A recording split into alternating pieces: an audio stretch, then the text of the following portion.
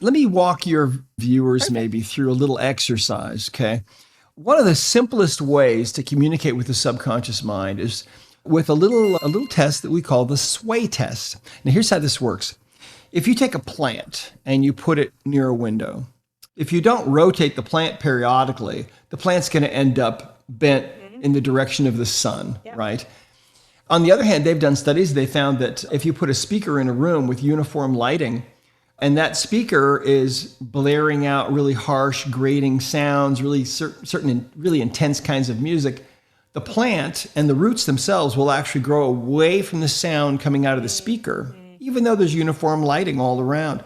And so the human body is an organism, more complex than a plant, and yet we have that same capability. Our bodies will respond to positive or negative input. So here's what we can do. Now, if you're listening or watching, stand up, okay? Empty your hands and drop your hands down by your sides. Place your feet about shoulder width apart. And just clear your mind. Take a deep breath. Let it out. Okay, and just relax.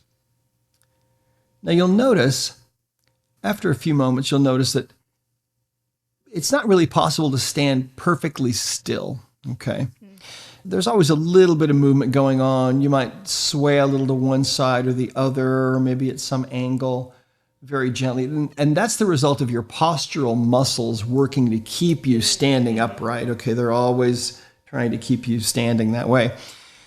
But what we're going to do right now is we're going to give you a chance to let your subconscious mind, your internal computer, that incomprehensibly intelligent part of you that is unconscious, that's creating millions of new cells every minute, that is in touch with every trauma you've ever experienced, everything you've ever done, every face you've ever seen in a crowd, everything you've ever eaten or tasted or touched or smelled is all in there in that subconscious computer. And we're going to give your subconscious computer a chance to speak to you, okay, through this medium of your physical body. So what we're going to do is this. Our bodies, the subconscious mind will respond. If we're holding thoughts in our conscious mind and we hold those thoughts for a moment or two, pretty soon the subconscious mind will become aware of what it is we're consciously thinking. Now, if what we're consciously thinking about is negative or untrue, what will tend to happen is the body will tend to sway backward, okay? If you allow it. Now, I don't want you to force your body to do anything, but we're going to start with something really negative. We're going to start with the word war, okay? So with your eyes closed there and just standing very relaxed, imagine for a moment that you meet somebody that is from another planet, perhaps, where war does not exist. And we've heard that word war all of our lives, but imagine trying to explain to that person, what is war? What really goes on when we're holding a war, right? When a war is happening. Try to imagine, what are people doing? People wearing one uniform, what are they actually doing to other people that are wearing a different uniform? And of course, it's just legalized murder, right? Think about all the villages that have been destroyed. Think of all the families that have been ruined and all the people that were in love who lost a loved one, all the children that lost their parents.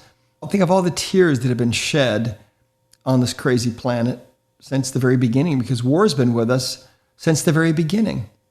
And as you imagine what really goes on in war, at a certain point, your subconscious mind is going to connect with what it is that you're consciously thinking about. And in that moment, your subconscious mind will move upon your physical body, and your body will begin to sway backward. And that's your subconscious trying to move you away from the sheer negativity of that thought, right? Those thoughts of war.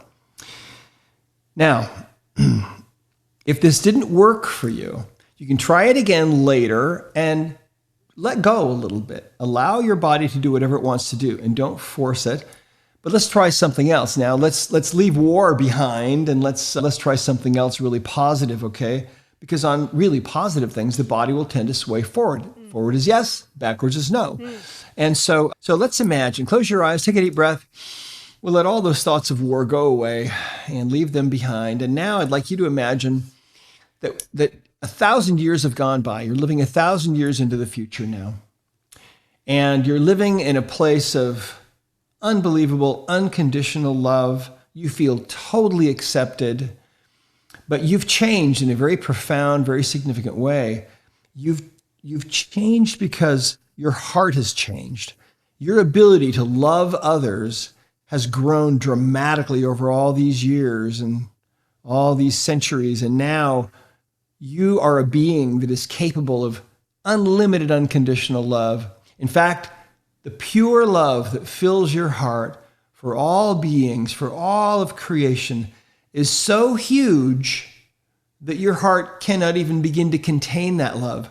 And that love expands out from your heart, and it goes out into the whole world, and it fills every crack and crevice, every nook and cranny, and it goes out even beyond this world. And imagine that love emanating from your heart going out and filling the immensity of space itself. Now imagine for a moment, what would it feel like to be a being like that?